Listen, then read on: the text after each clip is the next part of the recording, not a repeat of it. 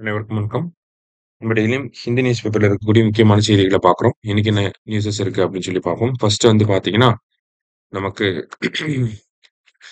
சோழகங்கம் லேக் அப்படின்னு சொல்லி ஒரு லேக்க பத்தி குடுத்துருக்காங்க.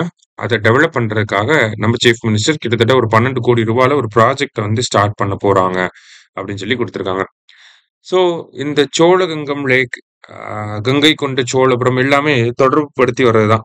ராஜேந்திர சோழனுடைய அ அந்த ஒரு பர்த் ஆனிவர்சரிய வந்து நம்ம அப்சர்வ் பண்ணிக்கிட்டு இருக்கோம். சரிங்களா? ராஜேந்திர சோழனுடைய பர்த் ஆனிவர்சரிய. ஸோ அதே மாதிரி பார்த்தீங்கன்னா, கங்கை கொண்ட சோழபுரம் அந்த கங்கை கொண்ட சோழபுரம் கட்டி 1000 ஆண்டுகள் ஆயிருச்சு அப்படிங்கிற அந்த ஒரு விஷயத்தையுமே நம்ப செலிப்ரேட் பண்ணிட்டு தான் இருக்கோம். இன்னும் கொஞ்ச நாள்ல பிரைம் மினிஸ்டர் கூட கங்கை கொண்ட சோழபுரம் வரப்போறாங்க. சரியா?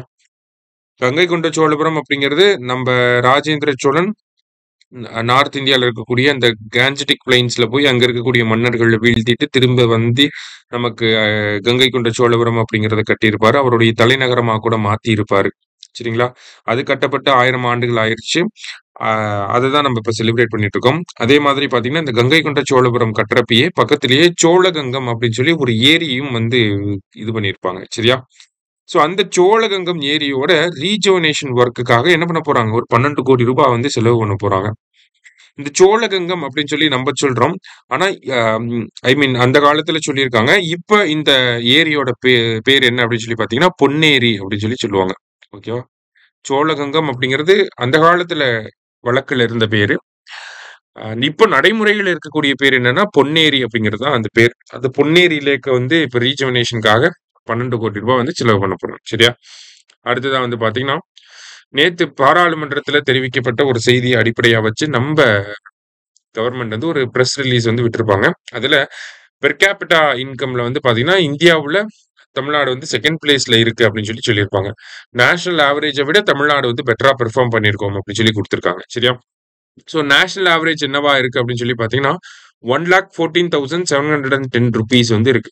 சரியா? இது வந்து per capita income in terms of national level, national average இது. தமிழ்நாடோட ஆவரேஜ் எவ்வளோ அப்படின்னு சொல்லி பார்த்தீங்கன்னா, 1,96,309 அப்படிங்கிறது தமிழ்நாடோட ஆவரேஜா இருக்கு. சரியா? ஸோ இது ஜஸ்ட் ஒரு சிம்பிளா ஒரு செய்தி. ஜஸ்ட் பார்த்து வச்சுக்கோங்க. அடுத்ததா வந்து பார்த்தீங்கன்னா, நமக்கு in over 90% of silver deaths, workers had no safety gear அப்படி சொல்லி குடுத்துருக்காங்க. அதாவது சில்வர் டெத் அப்படிங்கிறது என்னன்றத இந்த படத்துல பார்த்தாலே உங்களால புரிஞ்சுக்க முடியுது. நெறையா இடங்கள்ல பார்த்திருப்பீங்க. ஸோ இந்த மாதிரி பணிகள் செய்யறப்ப ஏற்படக்கூடிய இறப்புகள்ல 90% எதனால ஏற்படுது அப்படின்னு சொல்லி பார்த்தீங்கன்னா, அவங்களுக்கு சேஃப்டி எக்யூப்மென்ட் எதுவுமே இல்லாம இந்த மாதிரி அ அப்படியே இறங்குறது தான் காரணம் அப்படிங்கிறத குடுத்துருக்காங்க. சரியா? ஸோ அதுக்கு கவர்ன்மென்ட்டும் பொறுப்பு. இவங்கள எம்ப்ளாய் பண்ணக்கூடிய எம்ப்ளாயர்ஸ் தான் பொறுப்பு. சரிங்களா? கிட்டத்தட்ட அ பிபிஇ அப்படின்னு சொல்லி சொல்லுவாங்க. ஓகேவா? பிபிஇ பெர்சனல் புரொடெக்டிவ் எக்யூப்மென்ட் அப்படின்னு சொல்லி சொல்லுவாங்க. சரியா? பெர்சனலைஸ்ட் புரொடெக்டிவ் எக்யூப்மென்ட் அப்படின்னு சொல்லுவாங்க. இந்த மாதிரி சூவேஜ் கிளீன் பண்ண போறவங்களுக்கு எல்லாத்துக்குமே இந்த பெர்சனலைஸ்டு புரொடெக்டிவ் எக்யூப்மென்ட் அப்படிங்கிறத குடுக்கணும். ஆ மேனுவலா அத கிளீன் பண்றதுக்கு முன்னாடியே ஃபர்ஸ்ட் மெஷின்ஸ வச்சு அந்த ஒரு சூவேஜ நம்மனால கிளீன் பண்ண முடியுமா அப்படிங்கிறத என்ஷூர் பண்ணணும். இன்கேஸ் நம்மளால அது முடியல அப்படின்னா தான் நம்ப மேனுவல் கிளீனிங்க்கு வந்து அதுதான் வந்து லாஸ்ட் மெஷரா இருக்கணும். எப்பயுமே வந்து நெறைய சேஃப்டி ப்ரொசீஜர்ஸ் இருக்கு. லைக் பெர்சனலைஸ்ட் புரொடெக்டிவ் எக்யூப்மென்ட் போடணும், கிளாஸஸ் போடணும். இந்த மாரி நெறைய விஷயங்கள் இருக்கு. ஆனா, இத வந்து சரியான முறையில நடைமுறைப்படுத்தாம இருக்கோம். அதனால தான் என்ன ஆயிருக்கு, கிட்டத்தட்ட 90% ஆஃப் த சுவர் டெத்ஸ் வந்து இந்த சேஃப்டி கேர் இல்லாதனாலேயே ஏற்பட்டுருக்கு அப்படின்னு சொல்லியிருக்காங்க. ஸோ, இத வந்து யூனியன் மினிஸ்ட்ரி வந்து ஒரு அவங்க சார்பாக எடுக்கப்பட்ட ஒரு சோசியல் ஆடிட்ட பேஸ் பண்ணி நமக்கு இந்த டேட்டாவ குடுத்துருக்காங்க.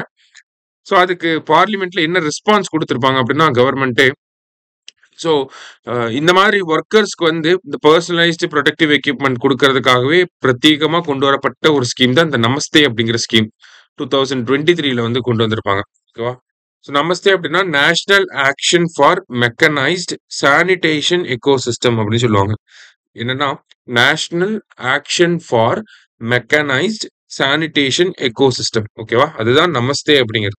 National action for mechanised sanitation ecosystem 2023ல கொண்டு வந்திருப்பாங்க.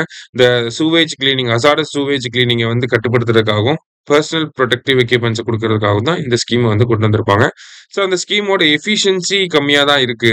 கிட்டத்தட்ட 84,000 பேர் இந்த மாதிரியான ஒர்க்கர்ஸ் ஐடென்டிஃபை பண்ணியிருந்தாலும், அதில் கிட்டத்தட்ட 40,000 பேருக்கு தான் அந்த எக்யூப்மெண்ட்ஸை வந்து கொடுத்துருக்காங்க அப்படின்னு சொல்லி அந்த எஃபிஷியன்சி கம்மியாக இருக்கு அப்படிங்கிறத கிரிட்டிசைஸ் பண்ணியிருக்காங்க. சரியா? ஸோ இன்னைக்கு நியூஸ் பேப்பர்ல இருந்து முக்கியமான செய்திகளை வந்து பார்த்திருக்கோம். நன்றி.